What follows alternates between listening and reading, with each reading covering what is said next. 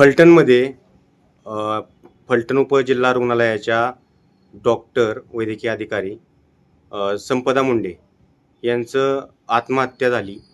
त्यांनी आत्महत्या केली का त्यांची हत्या झाली हा संशोधनाचा विषय आहे. आणि त्या संदर्भात आज विरोधी पक्षसुद्धा तुटून पडलेले आहेत. आणि रणजितसिंह निंबाळकर जे माजी खासदार आहेत फलटणचे, त्यांच्यावर बेछूट आरोप होतानाच दिसत आहेत. त्यांच्या समर्थनासाठी आज तुम्ही मैदानात उतरलेले दिसताय. रणजित निंबाळकरांच्या वरती आता ज्या जयश्री आगवणे आहेत त्या जयश्री आगवणेंनी पण बेछूट आरोप करायला चालू केलं. आणि मग तुम्हाला ते असं हे झालं असेल किंवा काय तुम्हाला ते वाटलं असेल, तुम्ही भाजपचे कार्यकर्ते म्हणून तुम्ही त्यांच्या समर्थनात उतरला आणि तुमची एका यूट्यूब चॅनलला काल मुलाखत झाली. आणि त्या मुलाखतीमध्ये तुम्ही पुराव्यानिशी काही तुम्ही सुद्धा आरोप केलेले आहेत. आणि त्या संदर्भातले ज्या जयश्री आगवणे आहेत किंवा जे काही संपदा मुंडेंच्या प्रकरणामध्ये त्यांच्यावर आरोप होत आहेत, त्या आरोपांचा खुलासा करण्यासाठी किंवा त्यांच्या पाठीशी एक कार्यकर्ता म्हणून भक्कमपणे उभा राहण्यासाठी तुम्ही जी एक भूमिका मांडली, काल तुम्ही जी मुलाखत दिली त्या मुलाखतीमध्ये तुम्ही सगळ्याच गोष्टींचा उहापोह केलेला आहे. तर तुम्ही काय सांगाल महाराष्ट्राला की हे नेमकं काय प्रकरण आहे आणि रणजित निंबाळकरांवर आज एवढे का आरोप होत आहेत? साहेब, पहिली गोष्ट तर आपण म्हणता त्या ज्या माझ्या भगिनी ज्यांचा मृत्यू झाला तो खून की आत्महत्या, साहेब सूर्यप्रकाशा इतकं स्पष्ट झाल्यानंतर आजही त्याच्याबद्दल संदेह निर्माण करणारी गोष्ट एकही कारण नसताना का प्रकट केली जाते? आणि मुळात ज्या जयश्री ताई ज्या माझ्या बहिणी आहेत त्यांच्याबद्दल आपण विचारताय. मुंडे ताईंच्या झालेली मृत्यू आणि जयश्री ताईंचा अर्थार्थी काय कनेक्शन आहे सांगा ना? काहीच संबंध नसताना ते प्रकरण कारण नसताना फक्त व्यक्तिद्वेषाने उकरून काढणे आणि बोलणे आणि स्वतःचं काय आहे ते झाकून ठेवणे, ह्याला चुकीची पद्धत नाहीये का? मी कुणाच्या समर्थनात मैदानात उतरलेलो नाही. चूकला चूक आणि बरोबरला बरोबर म्हणणाऱ्याच्या बाजूने मी उतरलेलो आहे.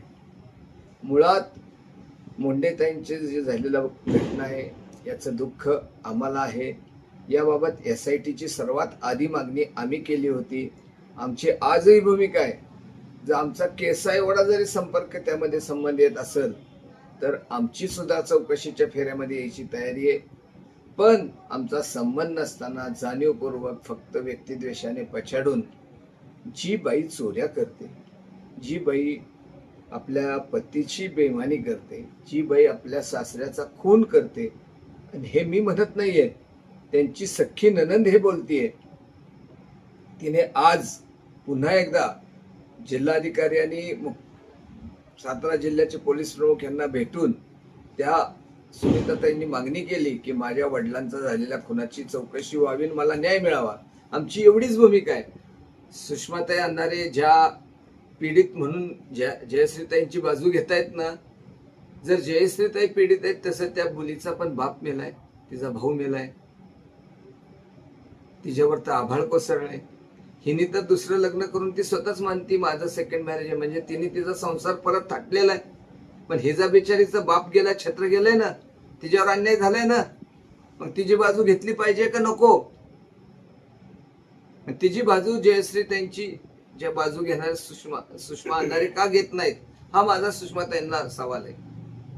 ज्या फलटण तालुक्यातले असतील, माळशिरस तालुक्यातले असतील, इंदापूर तालुक्यातले जे वाहतूकदार आहेत, जे ऊस वाहतूक करतात, त्यांचे लाखोनी रुपये बीड जिल्ह्यातले मुकादम बुडवतात, त्यांच्या बाबत काय? आपले पुढारी का गप बसतात ह्या ठिकाणी? ह्यांची घरदार उद्ध्वस्त होत नाहीत का? लाखोनी पैसे गेले, आपल्याही काही बांधवांनी आत्महत्या केल्या त्या प्रकरणात, त्यावेळेस का नाही का हो? त्यावेळेस का ह्यांना काय सुचलं नाही? त्यावेळेस का महबूब शेखला पुळका आला नाही?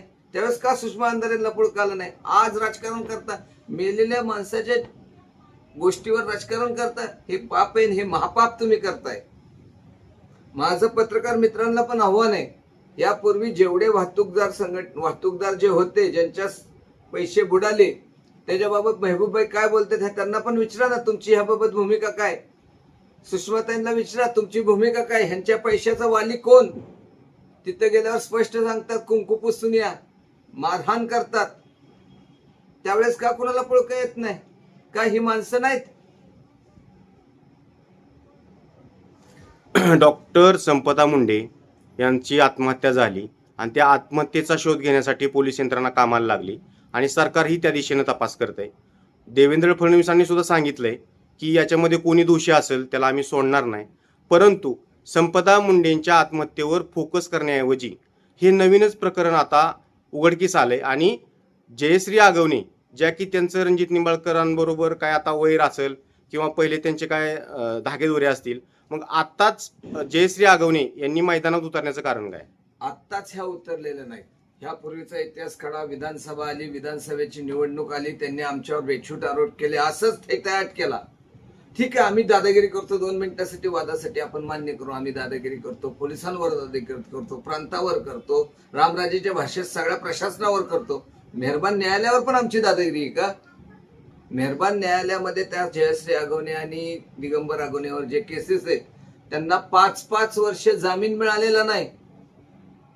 मग न्यायालयाचं काय? न्यायालयाला काहीच नाहीये, असंच न्यायालय जाऊन बसलंय.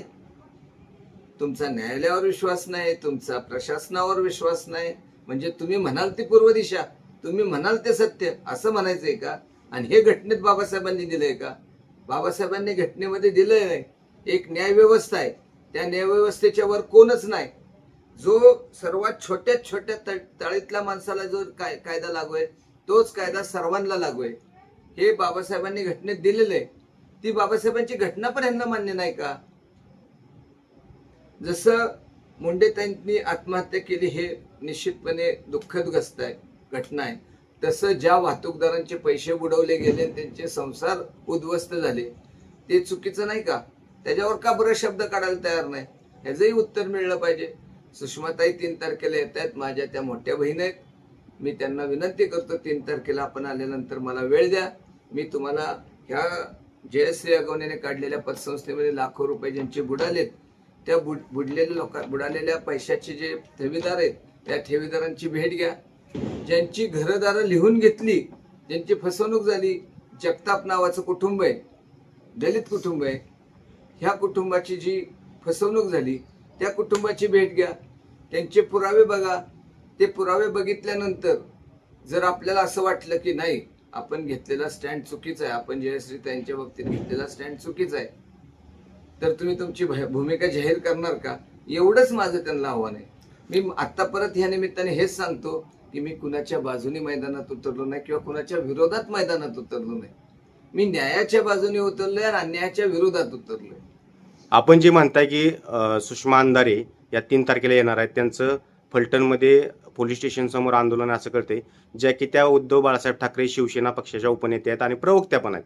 त्यांनी ह्या संपदा मुंडेंच्या प्रकरणामध्ये जयश्री आगवणे यांना सोबत घेऊन त्यांच्याकडे काय पुरावे असतील ते पुरावे दाखवून रणजित सिंह निंबाळकरांवर बेछूट आरोप केले आणि ते बेछूट आरोप करत असताना त्यांनी असं सांगितलं की हे जे रणजित सिंह निंबाळकर आहेत यांनी आमच्यावर वर्षानुवर्षे आमच्यावर अन्याय केला, अत्याचार केला, मग त्यांना फडणवीस क्लीन चिट का देत आहे?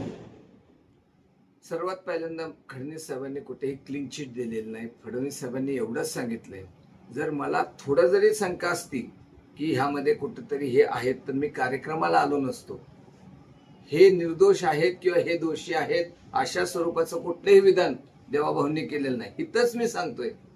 आणि हे जे आंदोलन करणार आहेत त्यांनी जरूर आंदोलन केलं पाहिजे. हे आंदोलन करत असताना आंदोलन आमच्याही भगिनींवर अन्याय झाला त्याच्या सुद्धा साठी आंदोलन करा ना. आणि जयश्री आगवणेंचं तुम्ही म्हणताय, संपदा ताईंच्या मृत्यूचा आणि जयश्री आगवणे प्रकरणाचा संबंध काय हे एकदा समजून दिलं पाहिजे ना, सांगितलं पाहिजे ना. मी तुमच्या चॅनलला, तुम्ही आज इथं माझ्याकडे आला, तुम्ही संपादक, उपसंपादक किंवा कार्यकारी संपादक किंवा प्रतिनिधी काहीतरी असाल ना, तुमचा आणि त्या चॅनलचा काय संबंध आहे हे तुम्हाला कुठेतरी सांगितलं पाहिजे ना. असंच येऊन तुम्ही बसून माझी मुलाखत घेणार नाही ना.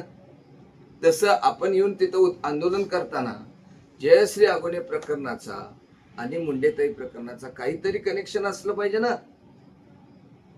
का उगीच त्यांचा मृत्यू झाला म्हणून माझं बी बघा, माझं बघा, माझं बघा असं नाही करता येणार. तुमचं तुम्ही कोर्टात गेला, न्यायालयाने तुम्हाला फटकारलं, न्यायालयाने तुमच्या पतीला आज 5 वर्षात जामीन दिलेला नाही, न्यायालय पण चुकीचं आहे का? न्यायालयामध्ये तुम्हाला जर फटकारलं गेलं असेल तर तुम्ही परत बाहेर येऊन राजकारण करत असाल, ह्याला काय म्हणायचं? आपण पत्रकार महोदयांनी सर्वांनी सुद्धा सुषमाताईंना विचारलं पाहिजे, तुम्ही जयश्रीताईंची बाजू घेताय ठीक आहे, पण जयश्रीताईंची सख्खी नणंद जी म्हणतीये तिची बाजू घेणार का नाही घेणार? ती पण महिला आहे, तिचाही बाप मेला गेलाय म्हणण्यापेक्षा मारला गेलाय. मग त्याच्यामध्ये घेतली पाहिजे ना भूमिका. मग त्याबद्दल सुद्धा पोलीस स्टेशन समोर बसा ना. 11 वर्ष पोलीस स्टेशन गप का? तिच्या भावाने आत्महत्या केली, त्यांनीही गळफास घेतलाय. आम्ही म्हणतोय गळफास घेतलाय, पण त्या बिचाऱ्या बहिणीचं म्हणणं आहे ह्यांनी मारलंय जयश्री अगोने आणि तिचा आशिक यार, कारण तिचं लग्न झालेलं नाही असं तिच्या नंदेचं म्हणणं आहे, तिचा डिवोर्स झालेला नाही. मग त्यांनी जर मारले असं त्यांचं म्हणणं आहे, त्याचा पंचनामा झालेला आहे, त्याचा पोस्टमॉर्टम आलेलं आहे. पुढं काय झालं? पुढं पोलीस गप का बसले? म्हणजे कसं आहे माहिती का, दुसरों की निकलती है तो बारात नजर आती है, खुद पे बीतते है तो जनाजा नजर आता है. दुसऱ्याचं निघाले की वरात, आपलं निघालं की अंत्ययात्रा, ही भूमिका घेऊन नाही चालणार. आता काल तुमची मुलाखत झाली. संपदा मुंडेंच्या आत्महत्येचं प्रकरण हे संपूर्ण महाराष्ट्रभर गाजतंय आणि रणजितसिंह निंबाळकरांवर बेछूट आरोप झाल्यानंतर तुम्ही काल एक पत्रकार परिषद घेतली आणि त्याच्यामध्ये तुम्ही जयश्री ज्या आगवणे आहेत त्यांच्यावर काय पुराव्यांशी काय सादर केलं, त्यांच्या काय पहिल्या नणंद असतील किंवा त्यांचं काय पहिलं लग्न झालं असेल, तुम्ही काय पुरावे सादर केले कागदोपत्री, त्यांनी काय डिवोर्स घेतला नाही घेतला.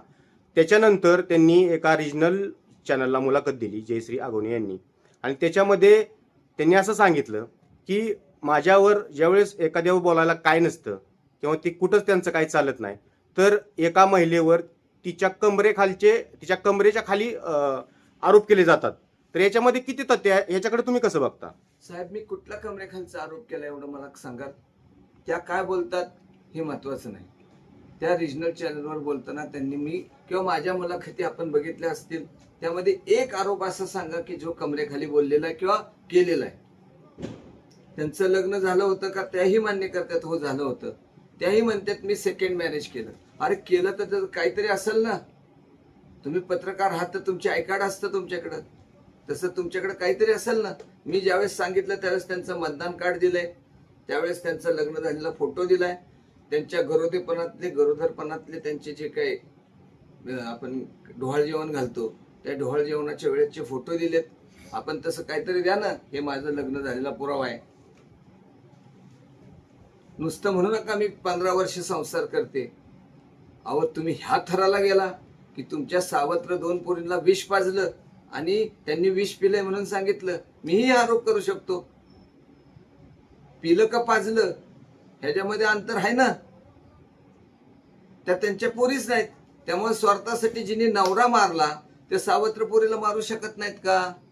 बोलायचं तर काही बोलतंय, तर उचलली जीभ लावली टाळ्याला. पण आमचे ते संस्कार नाहीत.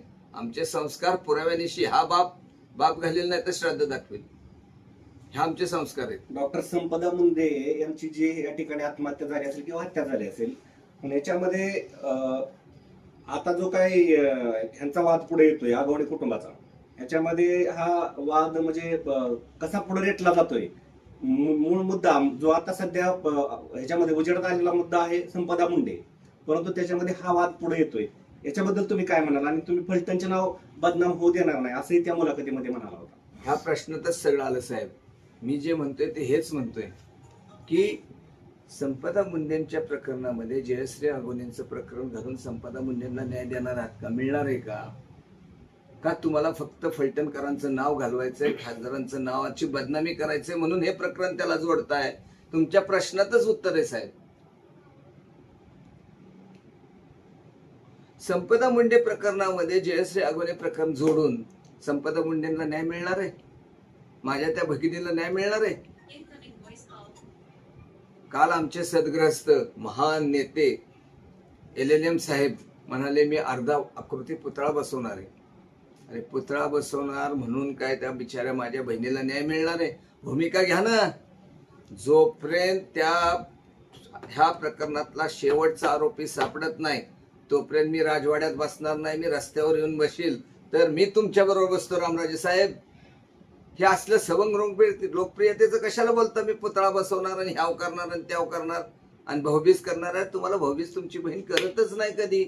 तुम्ही तिच्यावर पण अन्याय केला, तिला कोर्टात नेलं वाटणीसाठी. ती कशी तुमच्याशी भाऊबीज करील? नका बोलायला हो मला. आणि त्यांनी आज तुमच्या प्रश्नात मी प्रश्न टाकतो.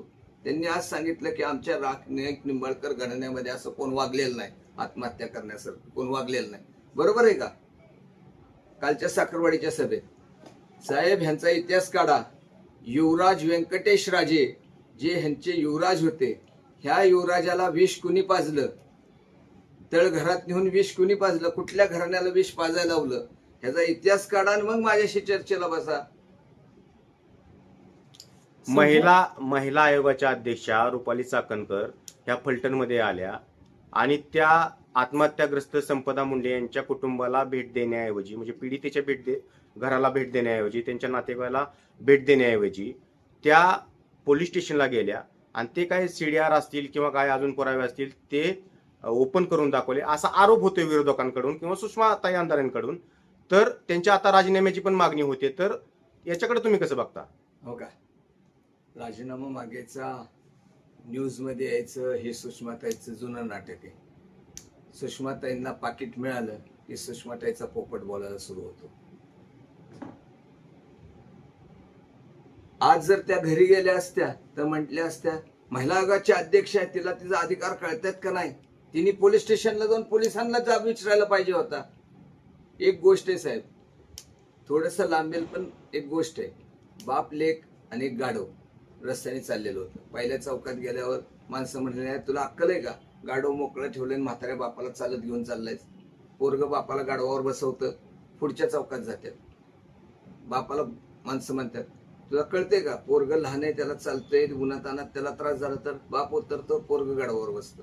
त्याच्या पुढच्या चौकात गेल्यावर परत माणसं म्हणतात, तुला कळतं का? म्हाताऱ्याला चालवते, तरुण असून तू गाढवावर बसलाय.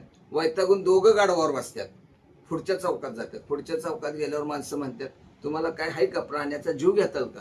दोघं त्याच्या उरावर बसल्यात. वैतागून शेवट दोघं गाढवाला उरावर घेतात, डोक्यावर घेतात, चालायला लागतात. तसं आहे, सुषमाताईला कसंही बोला उलटच बोलणार. सुषमाताई ही कसंही टाकलं ना, आपलं पाकिट मिळालं त्याचं दुकान उघडल्याशिवाय राहणार नाही. नाती गोती त्या बाईला कळतच नाही. तो जिला संसारच करायचा नाही, तिला काय घेणं देणं आहे? संपदा मुंडे यांच्या न्यायासाठी इथून पुढे आपली काय भूमिका राहणार? आमची भूमिका त्यामध्ये स्पष्ट पहिल्या दिवसापासून आहे. आमची भूमिका स्पष्ट आहे. माझ्या त्या भगिनीला न्याय मिळालाच पाहिजे. म्हणतोय मी, मिळला पाहिजे नाही, मिळालाच पाहिजे. आणि तो मिळवण्यासाठी संवैधानिक मार्गाने जे करावं लागेल ते करणार. हे कुठलं काढलं? म्हणजे तुमच्या मनासारखं आमच्यावर कुठले आरोप करून कसं गुतवलं जात नाही म्हणून पोलिसांवर आरोप करायचे, हे न्याय मागायची भूमिका नाही. न्याय मागायचा असेल तुम्हाला तर एकच भूमिका घ्या. जर महिन्याच्या आत ह्या दोन्ही आरोपी पकडले का? पकडले. दोन्ही आरोपींवर त्यांना पकडून त्यांचे पुढचे तपास सुरू झाले का? सुरू झाले. मग काय केलं पाहिजे? तुम्हाला अपेक्षित काय? एन्काउंटर करायचा. एन्काउंटर केला की परत तुम्हीच बोलणार मानवी हक्काचं उल्लंघन होतंय. म्हणून मी म्हटलं, शेवट गाढव डोक्यावर घेऊन जायची वेळ आली. ह्यांना फक्त एकच दिसतंय, ह्यांना जनतेने नाकारलंय, ह्यांना देवाभाऊचं सरकार नकोय. पण देवाभाऊचं सरकारच ह्यांना, ह्या माझ्या भगिनीला न्याय देणार आहे. माझं देवाभाऊचं सरकारच ह्या बहिणीला न्याय देणार आहे. आता याच्यामध्ये जे संपदा मुंडेंचं प्रकरण झालं, ते प्रकरण मी पहिलं पण बोललो, आता पण बोलतोय की हे प्रकरण मार्गी लावण्याऐवजी हा विषय डायव्हर्ट होतोय का, ह्या विषयाचं विषयांतर होते आणि ते महाराष्ट्राच्या जनतेचं लक्ष दुसरीकडे वेधलं जातंय. तर याच्यामध्ये हे आरोप प्रत्यारोप थांबणार की हे महाराष्ट्राला अजून बघायला मिळणार? साहेब, कसं आहे माहिती आहे का, एखाद्याला जर मेलेल्या व्यक्तीच्या मध्ये राजकारण करायचं असेल तर ते त्याचे संस्कार आहेत. आम्ही आजपर्यंत एवढं होऊन शांत होतो. आम्ही गुंड नाही, पण शंड पण नक्कीच नाही. आम्ही गुंड नक्की नाही, पण आम्ही शंड पण नक्कीच नाही.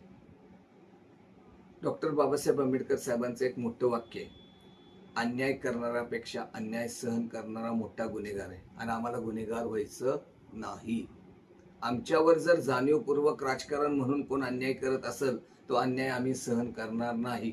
मी तर कमीत कमी सहन करणार नाही.